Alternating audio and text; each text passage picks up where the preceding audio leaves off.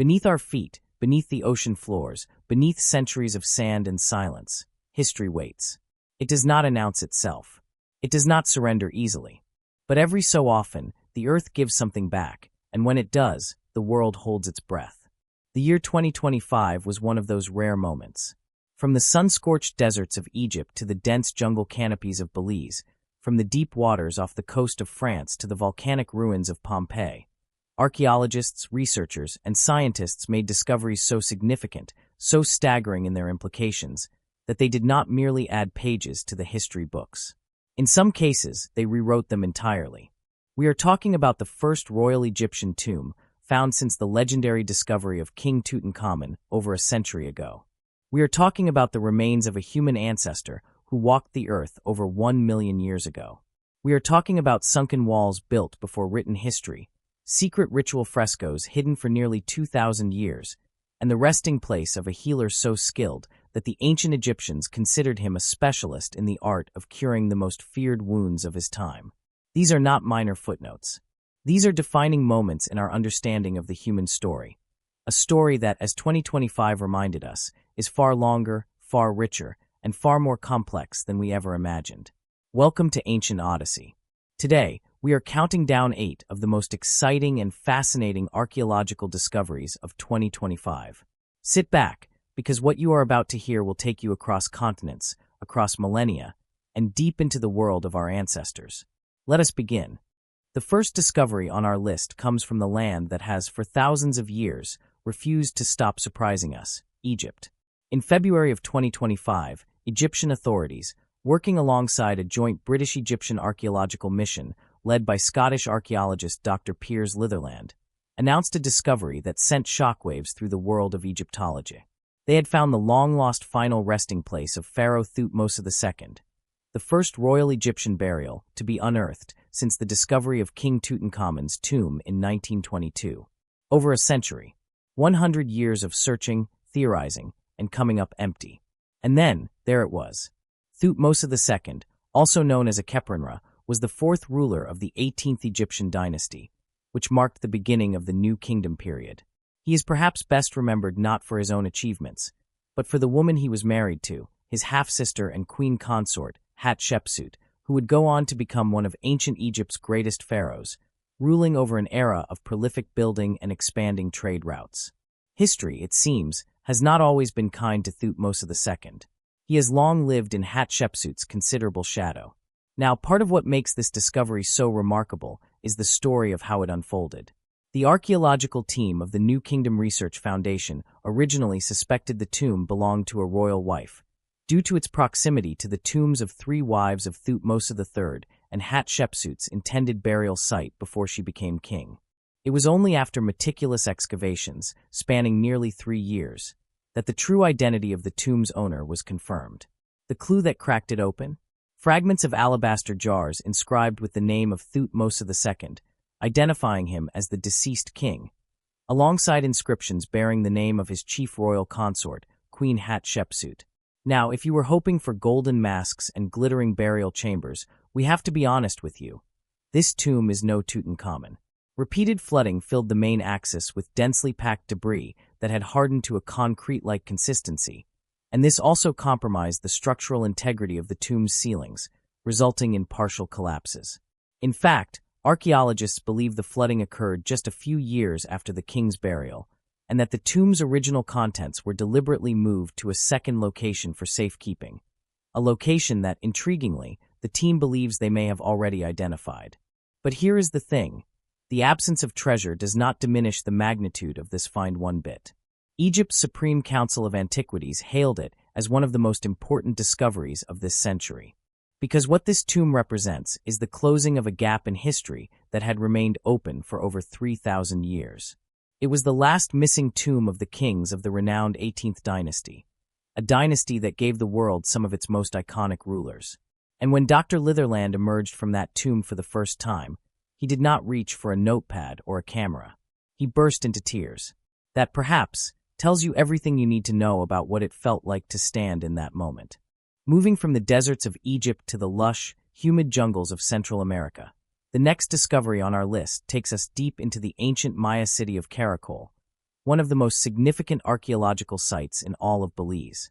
A team led by husband and wife archaeologists Arlen and Diane Chase of the University of Houston, who have been excavating at Karakol for more than 40 years, made what is being described as the most significant find in over 4 decades of work at the site. The 1,700-year-old tomb of Chaak, the first ruler of Karakol and the founder of its royal dynasty. Now, 40 years is a long time to dig at one site. Most people would have given up and gone home after, say, year 15. But the chases kept going, and in 2025, the jungle finally rewarded their persistence.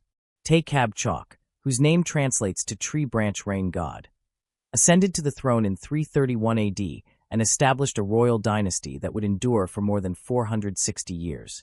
At the height of its power, Karakol was home to more than 100,000 people and covered more than 68 square miles, making it one of the most formidable cities in the entire Maya world. And Chaak was the man who started it all. The tomb itself was nothing short of spectacular. It was covered with the red mineral cinnabar, an unmistakable indicator of the highest social status in Maya culture, and filled with an extraordinary array of artifacts, including painted ceramic vessels, carved bone tubes, 3 sets of jade ear flares, and a mosaic jadeite death mask. The lower portion of the chamber's north wall was also coated in bright red cinnabar, a sacred mineral reserved for the burials of only the highest-ranking Maya royalty. In other words, this man was buried like a king, because he was one. What makes the discovery particularly fascinating is the story of how it happened. The team made the find in the part of the site known as the Northeast Acropolis. When they reopened a burial chamber they had first explored back in 1993. This time, as they dug a bit deeper, they hit another chamber, one belonging to the founder of Karakol's royal dynasty. The tomb had been right there, hiding beneath another tomb, for 32 years. From the skeletal remains, the researchers were also able to piece together a portrait of the man himself. The Chase's estimate that at the time of his burial, the ruler was of advanced age and approximately 5 feet 7 inches tall, and he had no remaining teeth. So Chaak, founder of one of the greatest dynasties in Maya history, was in his final years a toothless old king, which honestly makes him feel a little more human. But perhaps the most surprising revelation hidden within this tomb has to do with long-distance connections. Artifacts recovered from the tomb and nearby burials, including green obsidian blades from Pachuca and Teotihuacano-style weaponry, suggest that Karakol's early rulers were part of a pan-Mesoamerican diplomatic network that stretched far beyond what historians previously believed. A trip between Teotihuacan and Karakol today by car takes over 23 hours. The one-way walking time has been estimated at approximately 153 days. And yet, these ancient peoples were making that journey. The Maya world, it turns out, was far more interconnected than we ever imagined. The researchers say they are 99.9% confident the tomb belongs to Chaak, though ancient DNA testing and isotope analysis are still ongoing. And Diane Chase, after stepping into that chamber for the first time, described the moment in the most fitting way possible. She said it gave her goosebumps. The next discovery on our list is one that does not just push back the clock on European history, it shatters it entirely. And it comes from a cave in northern Spain with a rather fitting name, Cima del Elefante, the Pit of the Elephant. Fragments of bone discovered at this ancient cave site have been identified as the oldest known human facial remains ever found in Western Europe. The left cheekbone and upper jaw of an adult from an extinct human species that lived and died on the Iberian Peninsula between 1.1 and 1.4 million years ago. Let that number sink in for a moment. 1.4 million years. For context, the entire written history of humanity, every empire, every war, every philosophical treatise, fits inside the last 5,000 years. This face predates all of that by over 1,000 times over. The fossil was actually unearthed back in 2022 during a routine excavation season at the site. But science, at its best, is never rushed. The facial fragments went through 2 full years of detailed analysis before the findings were formally published in 2025. The research was led by Dr. Rosa Huguet of the Catalan Institute for Human Paleoecology and Social Evolution, alongside a broad international team of scientists. And in one of the more charming traditions in modern science, the fossil was given a nickname. The researchers dubbed it Pink, after the band Pink Floyd. Specifically, The name was a nod to Pink Floyd's album The Dark Side of the Moon, which translates into Spanish as La Cara Oculta de la Luna, the hidden face. It was also a tribute to Dr. Huguet herself, whose first name, Rosa, is Spanish for pink. Scientists, it turns out, have a sense of poetry. Now, who exactly was Pink? After extensive analysis, researchers attributed the fossil to a species called Homo affinis erectus, a more primitive form than Homo antecessor, whose remains had previously been identified at the nearby Grandolina cave site. In plain English, this means Pink belonged to an even older and more archaic branch of the human family tree than scientists had previously known to exist in Western Europe. The discovery confirms that at least 2 different species of humans populated Western Europe during the Pleistocene era. 2 species, possibly living in the same region, possibly at the same time. The implications of that are, to put it mildly, extraordinary. And what was life like for Pink and those like him? Excavations at Cima del Elefante paint a picture of vast meadows and dense forests, abundant with oak, pine, juniper, and walnut trees, where rivers attracted voles, mice, hippopotamuses, bison, and deer. Quartz and flint tools were found nearby, alongside animal bones bearing cut marks, clear evidence that these early humans were hunting and processing meat. They were resourceful. They were adaptive. They were, in their own ancient way, thriving. Perhaps most intriguingly, a partial tooth discovered within Pink's fossil revealed a groove running along the crown, suggesting that these early humans may have used rudimentary toothpicks. Over 1 million years ago, someone was concerned enough about dental hygiene to improvise a toothpick. Honestly, that feels relatable. Pink may be just a fragment of a face, but that fragment carries within it an entire chapter of the human story that we never knew existed. The next discovery on our list takes us to a place that most people have probably never heard of, but by the time we are done here, you will never forget it. We are going to southeastern Turkey, to a site called Karahantepe. Now, if you have heard of Göbekli Tepe, the ancient monument that famously rewrote the history of human civilization, then think of Karahantepe as its equally astonishing, and in some ways even more complex neighbor. Together, Karahantepe and Göbekli Tepe form the core of the Taz Tepeler project, an ambitious long-term scientific effort focused on understanding the rise of permanent human life in the region, covering a period roughly between 9,400 and 8,000 BCE. That is over 11,000 years ago. To put that in perspective, the ancient Egyptians, the people who built the pyramids, would have considered these builders to be their ancient ancestors. In 2025, excavations at Karahantepe, led by Professor Necmi Carroll of Istanbul University, revealed something that stopped archaeologists in their tracks. Carved directly into the limestone bedrock, they uncovered a massive circular structure nearly 17 meters in diameter, featuring tiered stone benches, human sculptures, and carved heads embedded within its walls, an arrangement that bears a striking, almost eerie resemblance to a classical amphitheater. Except this structure was not built by the Greeks or the Romans. It predates the Roman Colosseum by approximately 9,000 years. So the next time someone tells you the Romans invented everything, you have some material to work with. What makes this structure so intellectually provocative is not just its architecture. It is what that architecture tells us about the people who built it. According to Professor Carroll, the structure has a clear focal point where a central statue is positioned, and opposite it, 3 wide, tiered platforms that appear to have been designed for groups of people to sit and observe. In other words, this was a space intentionally designed for collective gathering, for people to come together, watch, listen, and participate in shared experience. Carroll himself put it plainly. The main purpose was to bring people together. This design continued in later eras in the form of amphitheaters and odeons. The symbolism inside the structure is equally arresting. Earlier phases at sites like Karahantepe and Göbekli Tepe were dominated by imagery of wild animals, such as boars, lions, foxes, and serpents. But this new structure tells a different story.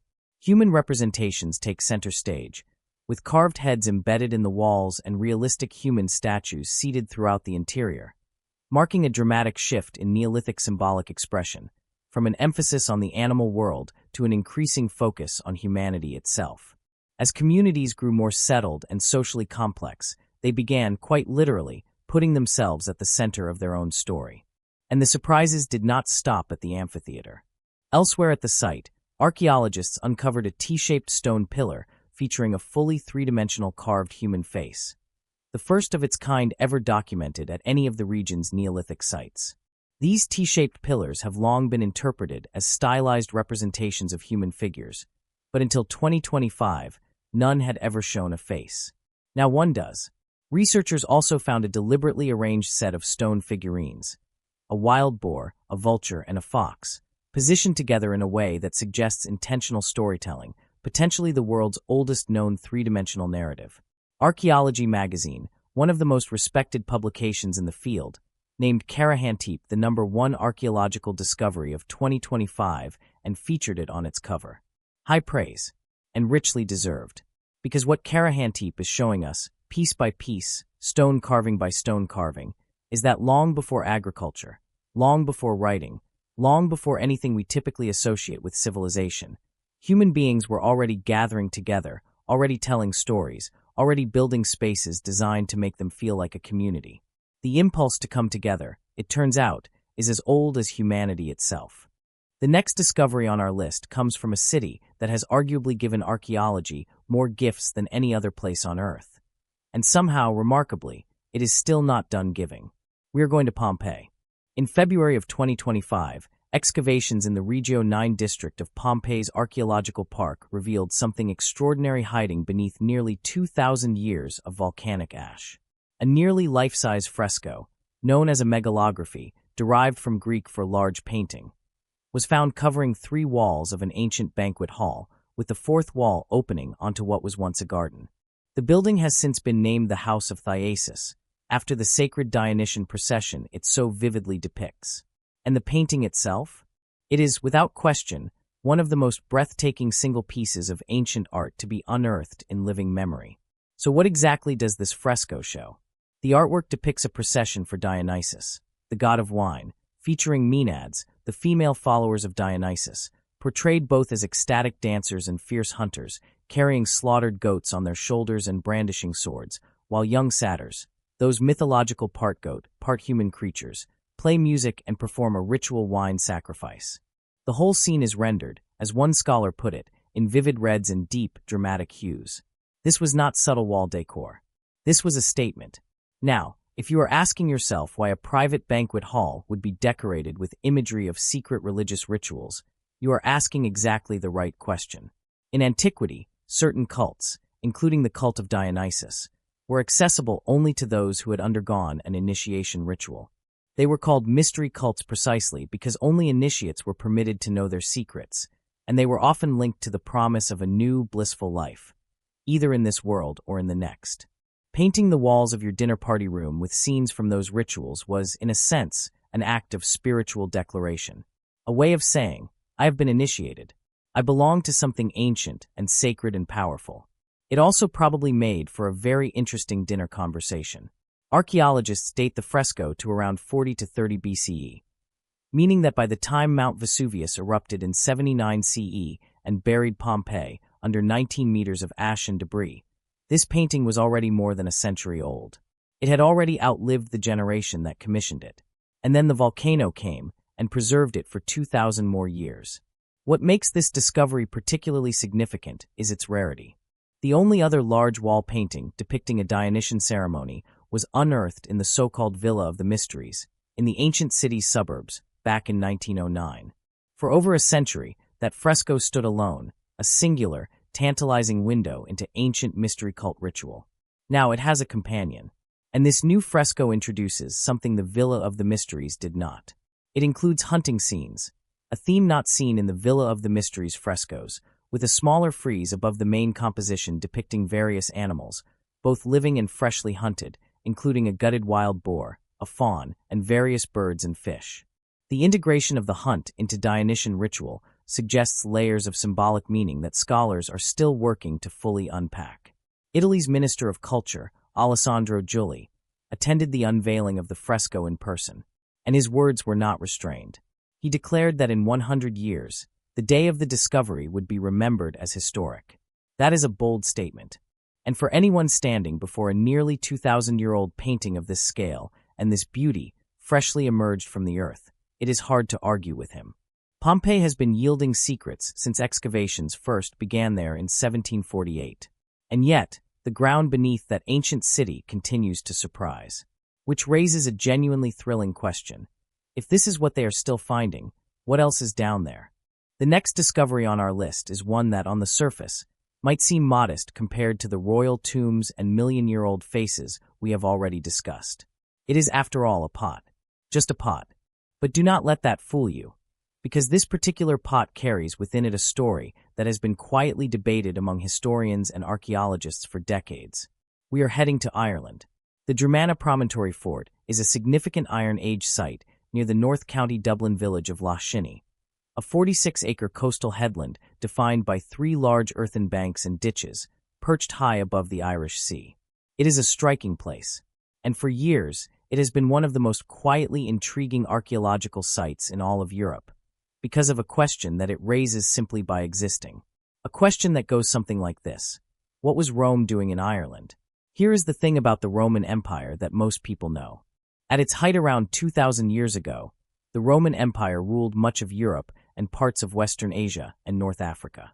Its power, however, did not extend into Ireland. The Romans conquered Britain. They built Hadrian's Wall. They pushed as far north as Scotland. But Ireland, known to them as Hibernia, remained beyond the edges of the empire. Officially, at least. Because Dromana tells a different story.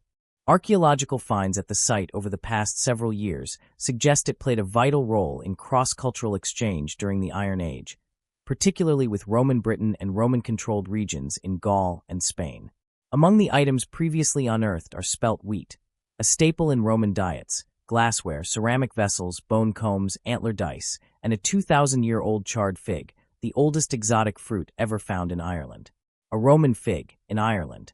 That alone should raise an eyebrow. And then, in May of 2025, came the discovery that tied it all together. Archaeologists unearthed an intact Roman pot, dating to the 1st century AD, the first complete Roman vessel ever excavated on Irish soil. It was found upside down in a trench, next to a large fragment of a Roman amphora, just sitting there, 2,000 years later, waiting to be found. The reaction from the lead archaeologist on site, Christine Baker of Fingal County Council, was immediate and unfiltered. She said, "We're breathless with the sheer excitement of it all. This is the first ever intact Roman pot excavated in Ireland. We have found 5 or 6 different types of Roman artifacts here, including the neck of an amphora, but nobody has ever seen a pot like this before in Ireland." And when an archaeologist who has spent years digging at the same site says she is breathless, you listen. The intact vessel was sent to the National Museum of Ireland, where further analysis and conservation will be conducted.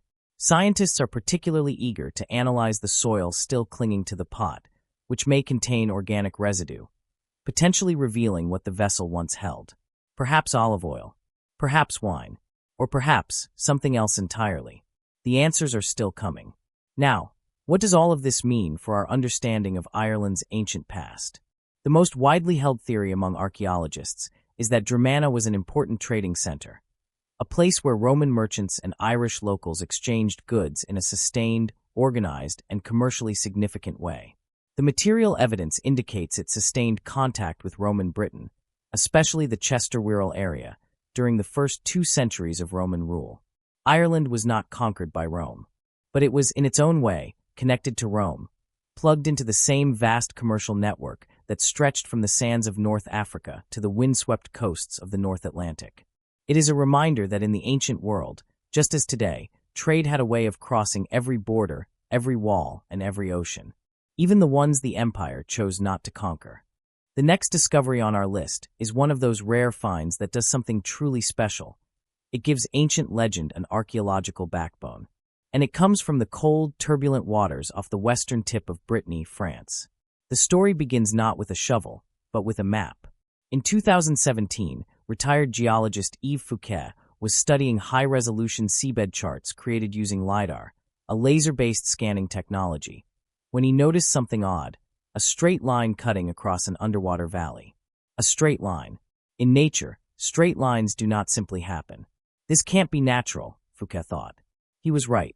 Between 2022 and 2024, teams of divers returned to investigate, and they confirmed that the feature was a human-built wall, 120 meters long, about 20 meters wide, and up to 2 meters high, composed of carefully stacked granite blocks. It now lies submerged under 9 meters of water near Al-Dassain, a small island at Brittany's western tip. And it is, according to the researchers, the largest prehistoric underwater construction ever identified in French waters. Their findings were formally published in the International Journal of Nautical Archaeology in 2025. Now, 9 meters of water does not sound like much. But understand what that water represents. When the wall was built, sometime between 5,800 and 5,300 BCE, it sat directly on the shoreline, positioned between high and low tide. Since then, as the last ice age came to its long, slow end, sea levels around Brittany rose by roughly 25 meters. The land this wall once stood on? Gone. Swallowed by the Atlantic. The wall miraculously survived. And what a wall it is. Running along its crest are 2 parallel rows of upright monoliths, some reaching 1.7 meters in height, which were originally placed directly on the bedrock before the wall was constructed around them. The study notes that the structures reflect technical skills and social organization sufficient to extract, move, and erect blocks weighing several tons, comparable in mass to many of Brittany's famous megalithic monuments. And here is the kicker. This engineering knowledge appears to predate the region's first ceremonial megaliths by around 500 years. These were not primitive people fumbling in the dark. They were skilled builders, organized communities, and they were moving multi-ton stones centuries before the famous standing stones of Karnak were ever erected. As for what the wall was actually used for, researchers have 2 leading theories. One possibility is that it served as a fish trap. The upright stones on the wall could once have supported a lattice of wooden branches, funneling fish into enclosures as the tides receded. Another theory is that it was built as a form of coastal protection, a sea wall constructed by people who were watching the water rise and were doing something about it. Either way, the scale and sophistication of the project are staggering. As one writer memorably put it, quarrying, transporting, and positioning multi-ton monoliths in a tidal zone would have required careful planning, technical skill, social organization, and perhaps a few choice prehistoric expletives. But perhaps the most enchanting dimension of this discovery is what it might explain. Local Breton legends have long spoken of a lost city called Ys, said to lie somewhere beneath the western reaches of the Bay of Douarnenez, just 10 kilometers east of the wall's location. For centuries, this was treated as mythology, a fairy tale, the kind of story you tell children at bedtime. But the study's authors now suggest that the abandonment of this engineered coastal landscape and its subsequent submersion beneath the sea likely left a deep and lasting impression on the people who witnessed it, and that this memory may have been passed down through generations, gradually transforming into the legend of a sunken city. In other words, the myth of Ys may not be a myth at all. It may be a memory, a 7,000-year-old memory, carried forward through countless generations by the people of Brittany, until the sea finally gave the archaeologists enough evidence to confirm what the storytellers always suspected. Some things, it turns out, are too remarkable to be forgotten, even by the ocean. The final discovery on our list brings us back to Egypt, back to the sand, back to the silence, and back to the extraordinary necropolis of Saqqara. Because as we established earlier in this video, Egypt in 2025 was not done surprising us. Not even close. At the very start of the year, a joint French-Swiss archaeological mission, led by Egyptologist Professor Philippe Colambert of the University of Geneva, was quietly excavating a line of modest mud-brick tombs in the southern sector of Saqqara, the burial ground of the ancient capital Memphis, and one of the most archaeologically rich sites on the planet. The structure they were working on looked, from the outside, like many other so-called oven tombs at Saqqara, the type that often turn out to be plain and looted. In other words, the team was not expecting much. And then they cleared the burial shaft, and everything changed. Inside, they found a stone sarcophagus bearing a name in hieroglyphics, along with a remarkable list of titles that told the story of one of the most extraordinary individuals in the entire history of ancient Egyptian medicine. His name was Tetenebefu, and he was by any measure one of the most remarkable men of his time. So what exactly did this man do? The inscriptions identified him as chief palace physician, priest, chief dentist, director of medicinal plants, and conjurer of the goddess Serket, an Egyptian deity known for curing venomous snake and scorpion bites. That is 5 significant titles. In an era when most people were lucky to be remembered by one, Tetenebefu had 5. and each one of them tells us something different about who he was. Let us start with the most immediately striking, conjurer of the goddess Serket. Serket was often depicted with a scorpion on her head. She had power over venomous animals, capable of protecting people from snake or scorpion bites, as well as inflicting those bites on people she deemed worthy of punishment. As her conjurer, Tete occupied a remarkable intersection of science and spirituality. He would have been expected to understand both the practical effects of venom and the sacred words that invited Serket's help. In ancient Egypt, medicine and magic were not opposites. They were partners, and Tete mastered both. Then there is the title of chief dentist, and here is where things get particularly fascinating. According to Roger Forshaw, an Egyptologist at the University of Manchester, evidence for ancient Egyptian dentists is exceedingly scarce. To hold the title of chief dentist at the royal court over 4,000 years ago placed Tete in extraordinarily rare company. His title of director of medicinal plants has only been found on one other ancient Egyptian artifact, ever. 1. In the entire surviving record of ancient Egyptian history. So when Professor Calambert says that Tete was certainly the main physician at the royal court and would have treated the pharaoh himself, that is not hyperbole. That is a man who, by the evidence of his own tomb, stood at the very pinnacle of his profession. Now, tomb robbers got to Tete burial long before the archaeologists did, as was unfortunately the fate of many tombs at Saqqara. The tomb had been almost completely ransacked before its discovery, and no human remains were found.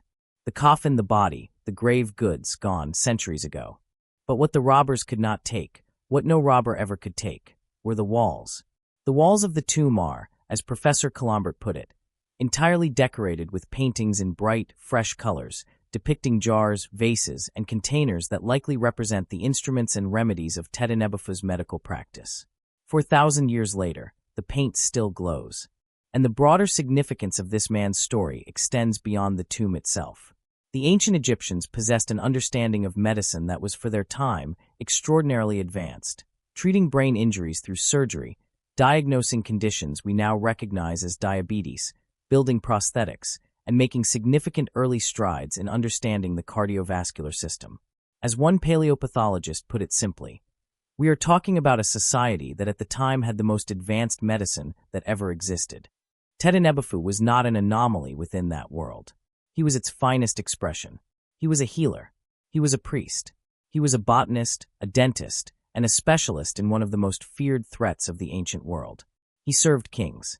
He invoked goddesses. And for over 4,000 years, he slept in his modest tomb in the sands of Saqqara, waiting to be remembered. In 2025, the world finally gave him the recognition he deserved. 8 discoveries, 8 windows, thrown open onto the ancient world. And yet, for all their differences, in geography, in time period, in the civilizations that produced them, every single one of these finds points toward the same quiet, profound truth. That the human story is longer, deeper, and richer than we have ever fully grasped. And that the earth, the ocean, and the sands of time are not done revealing it to us. Think about what we covered today. We stood at the entrance of a royal Egyptian tomb, sealed for over 3,000 years. We descended into a jungle burial chamber where a king and dynasty founder had slept undisturbed for 17 centuries. We held, metaphorically speaking, a fragment of a face belonging to a person who walked this earth over 1 million years ago. We sat, in our minds, inside a circular stone structure where hunter-gatherers gathered together 11,000 years ago, and we recognized something achingly familiar in that impulse, the simple, timeless need to come together and share in something larger than ourselves. We watched a Dionysian fresco blaze back to life in vivid color after 2,000 years beneath volcanic ash. We traced the journey of a Roman pot across the Irish Sea. We listened as the Atlantic yielded the secret of a 7,000-year-old wall, and with it, perhaps the memory of a drowned world that became a legend. And we paid our respects to a man who spent his life healing others, who vanished into the sands of Saqqara for 4 millennia, and who finally, in 2025, got the recognition he had always deserved. That is what archaeology does at its very best. It does not just recover objects. It recovers people. It recovers moments. It recovers the full, staggering sweep of what it has meant to be human on this planet, across every continent, every era, every civilization that has ever risen and fallen, and left its mark in the earth. And here is the thing that perhaps strikes me most deeply about 2025 specifically. All of these discoveries, taken together, hint at how much human history still lies hidden. In deep waters, in dense jungles, in desert sands, the ground beneath our feet is not empty. It is full, unimaginably, inexhaustibly full. And every single year, archaeologists, researchers, and scientists go out there and prove it all over again. So the next time someone tells you that all the great discoveries have already been made, that history has already given up its greatest secrets, you tell them about 2025. Because 2025 had something very important to say on that subject. And it said it loudly. Thank you for joining me on this journey through some of the most extraordinary moments in recent archaeological history. If you found this video worthwhile, if it sparked your curiosity, deepened your appreciation for the ancient world, or simply gave you something remarkable to think about, then this channel exists for exactly that reason. Hit that subscribe button and join the Ancient Odyssey community, so you never miss a step on our next journey through the ancient world. Until then, keep exploring.